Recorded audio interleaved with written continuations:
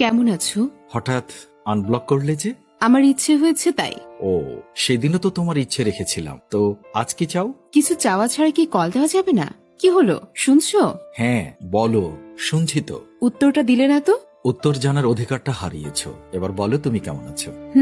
এই তো ভালোই যাচ্ছে। তার মানে বেশি ভালো নেই? কিভাবে বুঝলে? সেটা তুমি জানলে ছেড়ে যেতে না। আচ্ছা শোনো, আমি বের হব, খারাপ লাগছে, কিছু বললে বলো। একটু সময় কি পাওয়া যাবে?